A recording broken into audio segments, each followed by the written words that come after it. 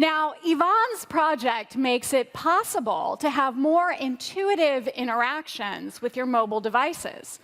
But if you have to enter a PIN or a password, it sort of spoils the mood. Because authentication sucks. Passwords suck.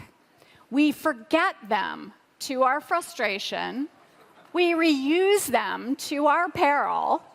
We need better methods, and squirrel noises are not scalable. 70% of users forget their password once a month. We try, on average, 2.4 passwords before we have the right login.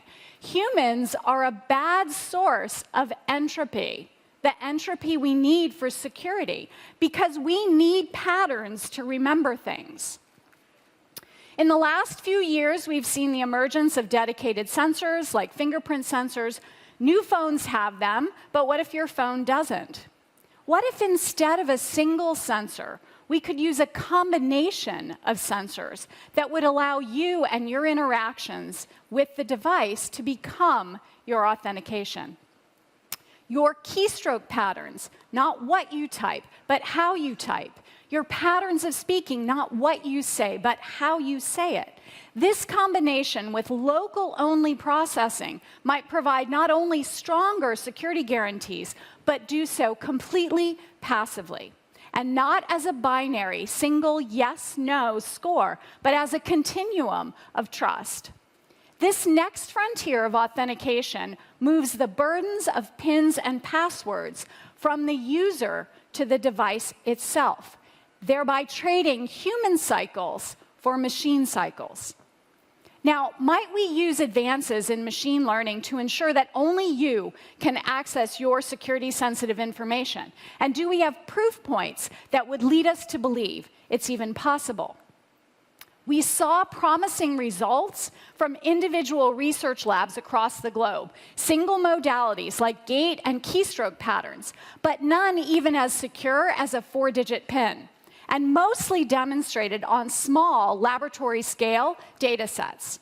We hypothesized, however, that if they were sufficiently independent, they might combine to offer authentication better than fingerprints or even passwords. To solve for multimodal authentication, though, we needed an interdisciplinary research team recruited from 13 universities and a large, comprehensive data set for them to work on. Now, ATAP exists at the intersection between a driving application and ambitious science. And Deepak Chandra's project, Project Abacus, has illustrated the benefit of this commitment over the last year. We needed the ability to get our partners in universities in to work with us faster than the typical 9 to 12 months. So in June of 2013, we signed a multi-university research agreement with 8 of the country's top universities. Last year at I/O, that 8 had turned into 16. This year, 16 is 33, including international universities. We can now partner with any one of them in less than 30 days, and we did. A team of 25 experts from 16 institutions traveled from 10 countries to facilitate the cross-pollination of ideas. They joined us in Mountain View for a 90-day intensive research sprint. Our data set was built from 1,500 data donors who signed up to contribute their smartphone sensor information. By the end of the study, we had created a 40-terabyte research data set, as far as we know, the largest of its kind. And we assembled 360 cores across 3 clusters, pulled all of the power from the first floor, and dropped power from the second. The result? Proof of the hypothesis, a new method of authentication that may prove to be 10-fold more secure than the best fingerprint sensors. With only a software update, the hope is that we can provide this level of security to millions of Android devices. And we want to move beyond phone unlock to allow an application's authentication needs to be individually met using a system-wide API. The result might look something like this.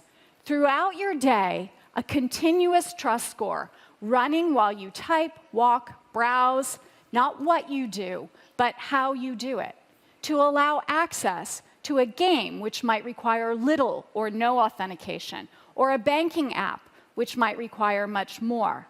An authentication system that accepts you and rejects imposters in real time on device. Now, on the right side of the screen, you see two of our researchers, Hong Tai from Columbia University and Sujit from the University of Illinois. They are using a research debug interface to show you how the system might detect an imposter through differences in typing patterns and other signals. Now, these results are hot off the sprint, so we're continuing development and hope that in the future, from high security to low security, developers and users will choose.